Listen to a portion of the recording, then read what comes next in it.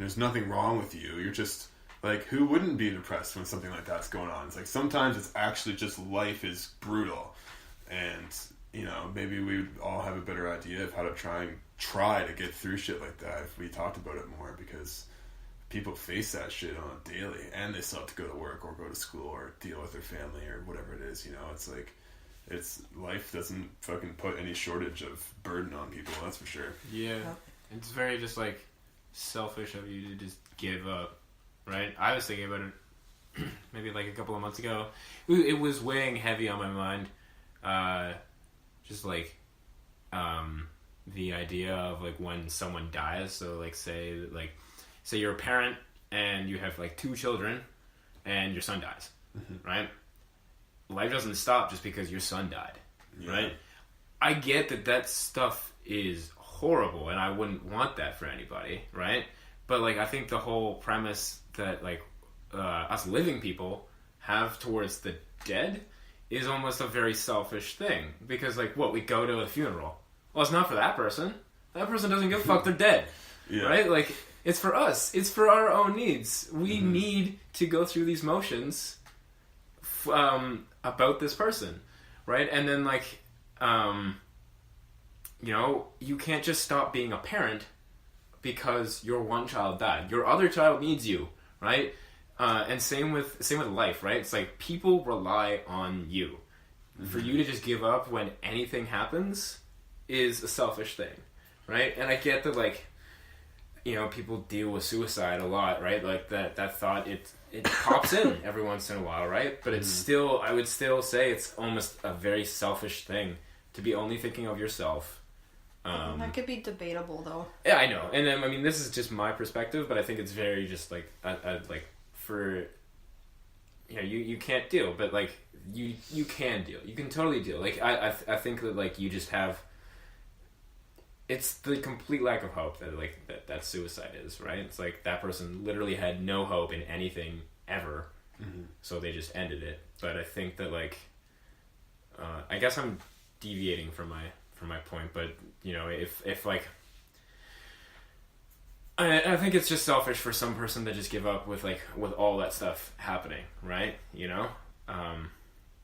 Yeah, I wouldn't use the word selfish personally to play devil's advocate. I'm more like, everyone has a different rock bottom, and what's painful for you may not be painful for the other individual, because we all have our own story, right? So you can't compare.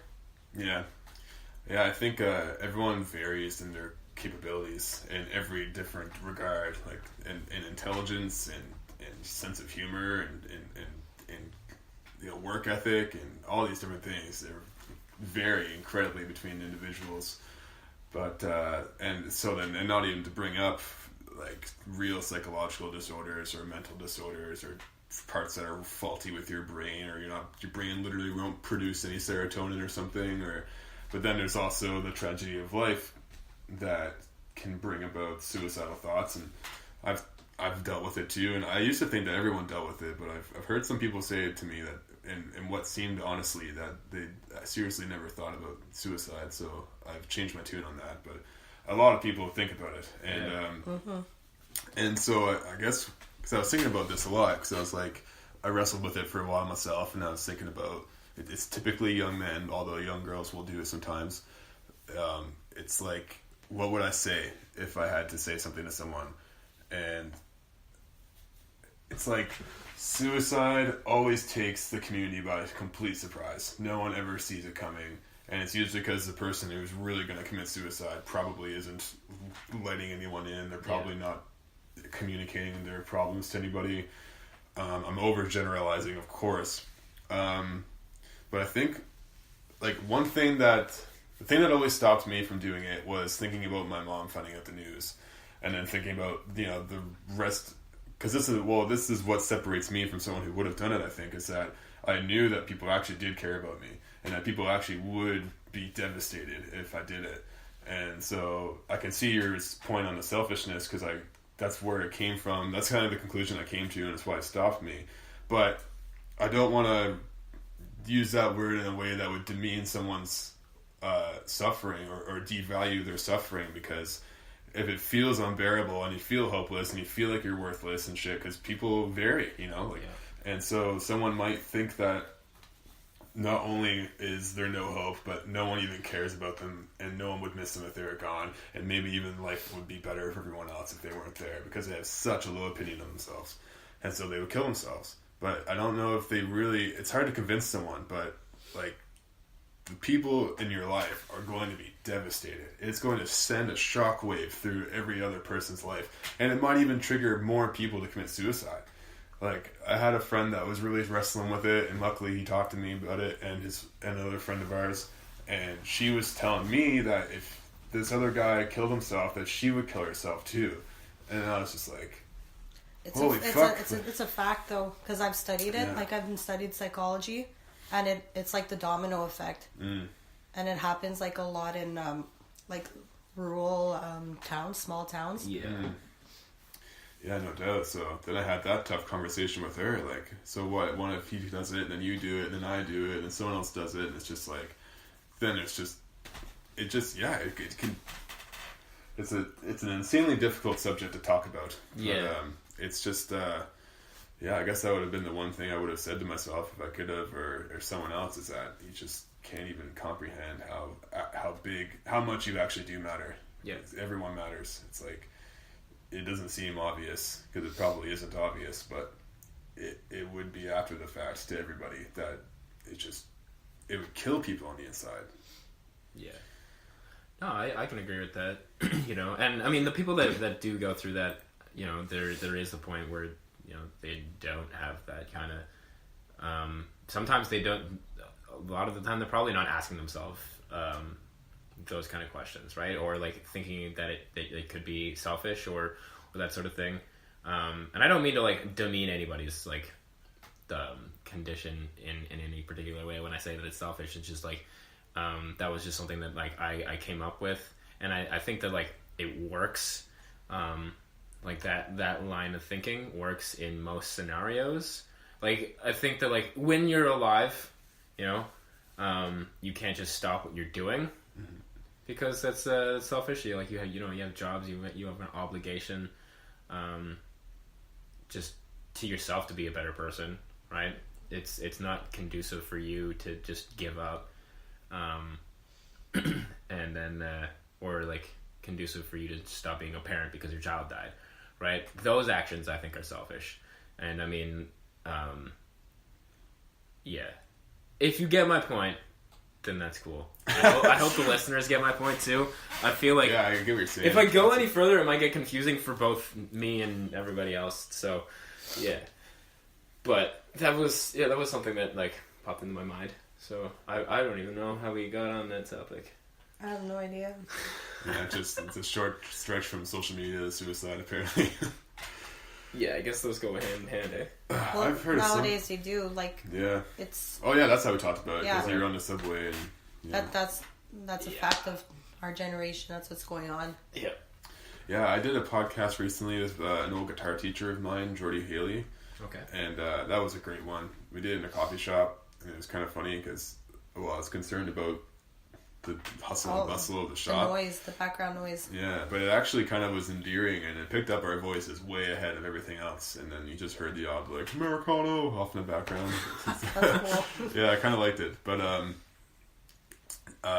he was talking about the kids, because I studied in college with him, and so he does private lessons and leads ensembles in school and all these sorts of things. And so we got talking about the kids that he's got for students now, and he's just like amazed at, like, as soon as they're done performing a piece or working on something, it's like immediately with the phone, just on it, just constantly. And then even say, because when you're in an ensemble in a school setting, you know, the teacher will single out someone who isn't doing the part right, and you might wind up just working on this one person's part with them for a while, and then just no one else is listening or paying attention at all. They're not dealing with me, I'm on my phone.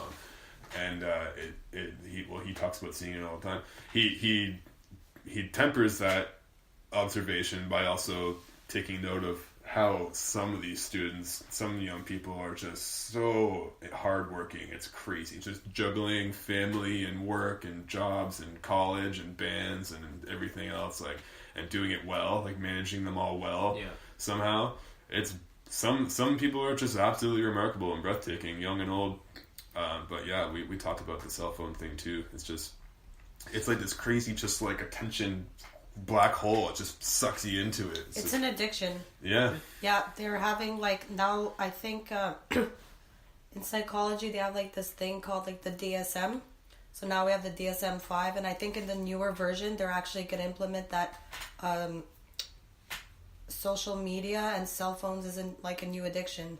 Like they have like drugs, alcohol, gambling, sex. Now they have video games. They're going to have social media and cell phone. Wow.